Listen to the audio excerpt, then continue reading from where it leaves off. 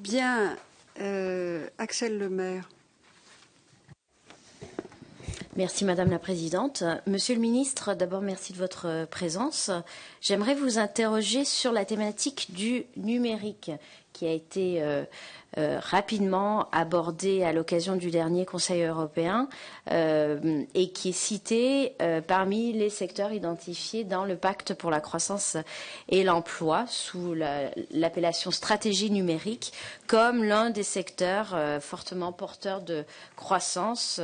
et donc qui doit permettre de mettre en œuvre ce qu'on dénomme des mesures de croissance à effet rapide. Alors un Conseil européen sera consacré spécifiquement à ce sujet à l'automne prochain, en présence des chefs d'État, ce qui est significatif de l'attention qui est portée à la thématique par les États de l'Union sur les 120 milliards du pacte de croissance. Je veux savoir combien était alloué à la stratégie numérique et si des annonces seront éventuellement faites à l'occasion de ce prochain Conseil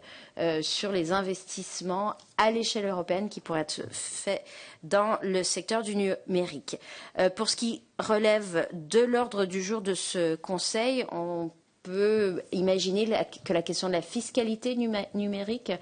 sera affichée comme l'une des priorités du gouvernement français, peut-être poussée sous l'angle des coopérations renforcées. Pourriez-vous, Monsieur le Ministre, nous indiquer quels sont les autres sujets que la France souhaiterait examiner avec ses partenaires européens à cette occasion? Et en particulier, je rejoins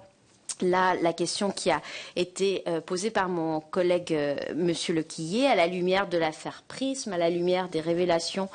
concernant des allégations d'espionnage à l'encontre des représentations diplomatiques européennes, pensez-vous que l'Europe ait intérêt à répondre d'une façon unie aux attentes de cette nature? Le président de la République a fait le choix de porter le débat sur le terrain commercial en faisant référence à l'ouverture des négociations concernant l'accord de libre-échange avec les États-Unis, ce en quoi il a tout à fait raison parce qu'on se doute bien qu'il ne s'agit en réalité pas tellement de lutte contre le terrorisme pour ce qui concerne des bureaux à Bruxelles de la Commission européenne, mais qu'il s'agit en réalité d'intelligence économique et d'intérêt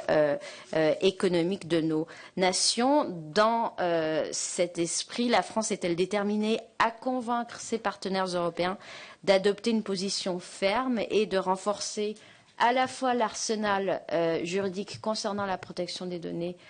personnelles des citoyens et aussi peut-être de développer ce qu'on peut appeler la souveraineté numérique en matière de technologie qui permet d'avoir des productions industrielles pour sauvegarder nos intérêts stratégiques en Europe. Merci Axel.